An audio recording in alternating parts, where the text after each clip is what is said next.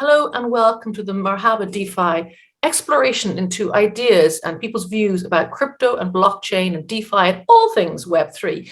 Today, my guest is the eminent author and expert on blockchain, Kate Baucherel. I've been practicing your name. Kate, hello and welcome to the show. Hi, Gillian. So tell me, first of all, I've said you're an author. Just tell me a little bit about your career and what you're doing in blockchain. Oh gosh, I do all sorts of stuff. I communicate is the principal thing. I deal with blockchain, cryptocurrency, emerging technologies. So I bring in artificial intelligence, Internet of Things, and cybersecurity into that because they're all related, they're all relevant. And I write, I speak, and I consult with businesses that are looking to use those kind of technologies in their business processes and in their products and in their own work. So my writing ranges from, I have a textbook on blockchain and cryptocurrency that's sitting on the Harvard Business Publishing list, all the way through to a series of cybercrime novels, which emerged from my fevered imagination and continue to amuse me as I'm writing the fourth one. That's a good question then. Which do you prefer to write, fiction or non-fiction? Oh, they both have their good points. I love the subconscious flow of fiction and not knowing what the characters are going to do until you write it down. That's a lot of fun. With non-fiction, you have to be a little more careful that you stick within the boundaries of reality. Oh dear. So you're so good to come on the show today. I want to ask you about their views in crypto. May I ask you first, when did you first discover about crypto and blockchain, this whole exciting world?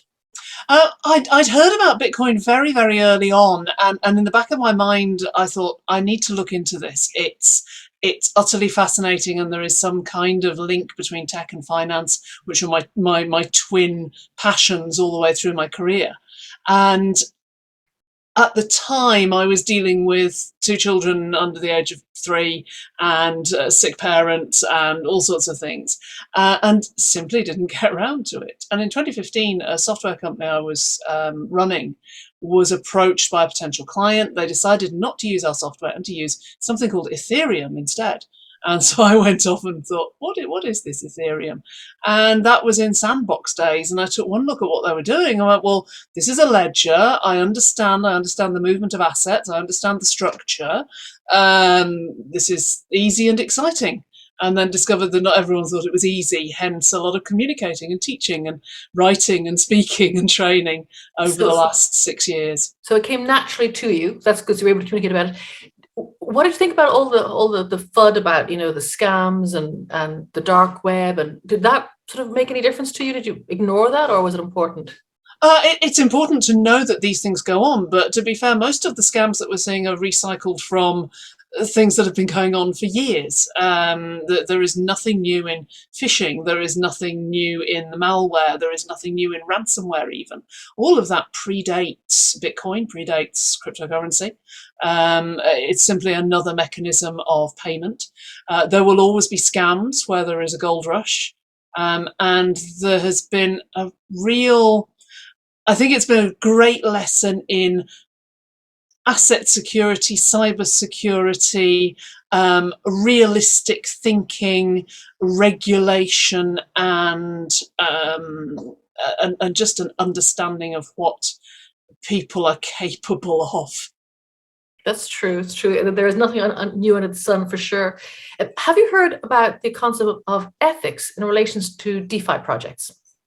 I am a big supporter of digital ethics in all their forms. I've had some involvement with the Centre for Digital Ethics and Policy in Chicago, and utterly fascinating branch of ethical behaviour, regulation, and so on. And again, this is not new. The ethics around anything digital is big and has to be taken serious. I've got to ask you a question then. So is there a difference between ethics in digital conduct than in real conduct? Is there No, the ethical behavior is ethical behavior, but the medium and the medium, the geography, the spread of for instance, crowdsourced content is a good example.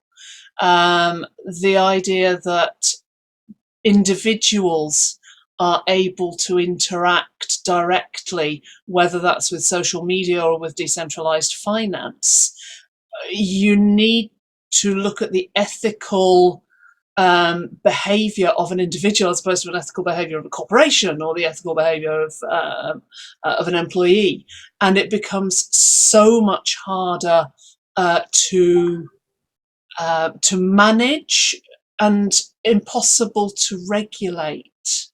And I think that some of the challenges, for instance, that social media platforms have had in terms of digital ethics, we see the same kind of challenges with things like decentralized finance. So there's two aspects of ethics here, I think.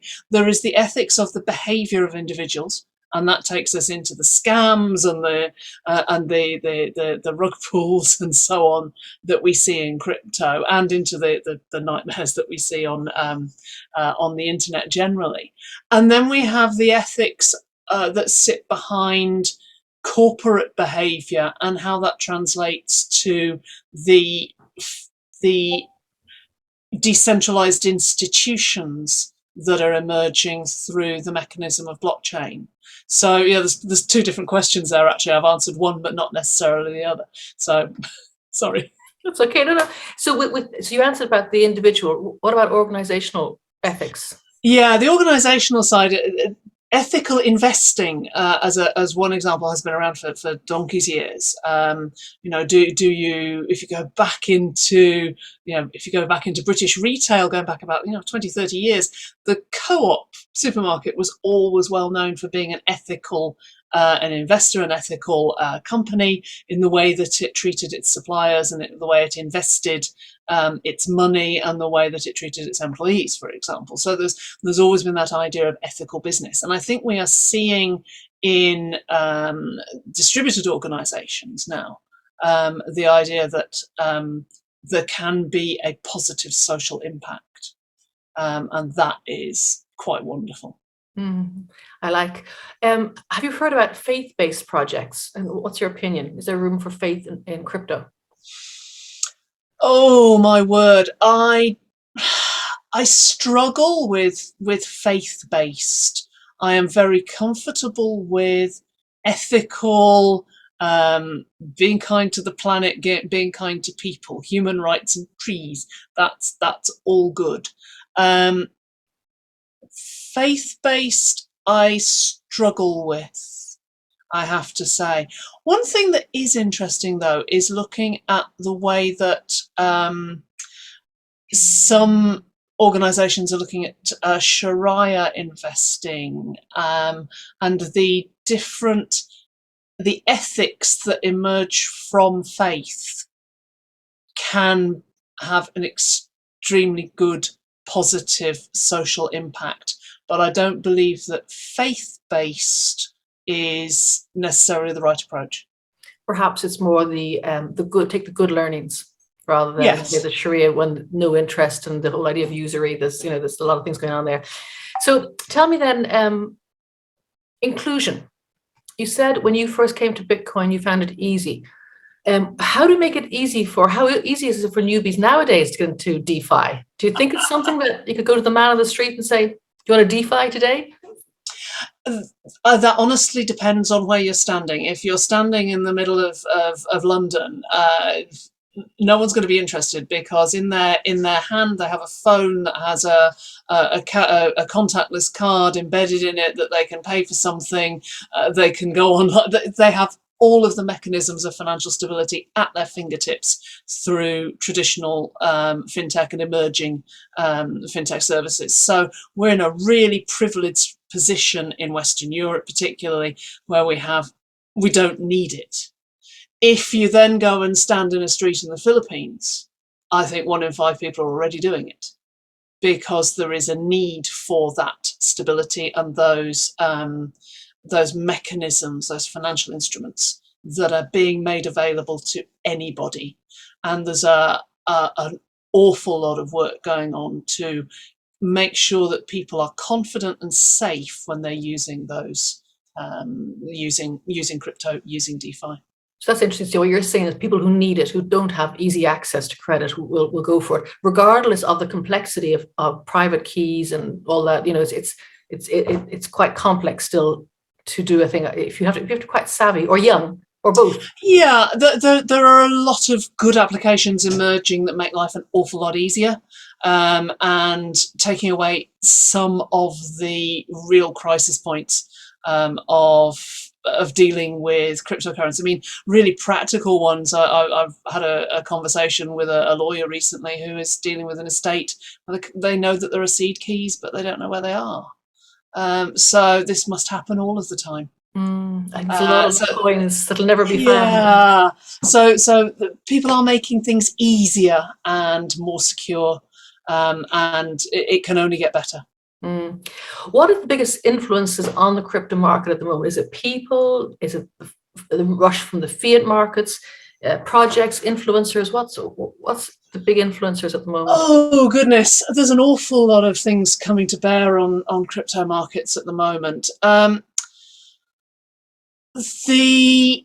The rush around NFTs is interesting because that reminds me very much of the ICO rush of 2017, and there's an awful lot of stuff that needs to be winnowed out of it before it becomes stable, and that is influencing some of the traditional cryptocurrencies. So that's one part of it. I think we're finding that crypto is far more susceptible to the impact of large economies than you might have expected. So when we see a plummet in the US figures, we see a plummet in crypto.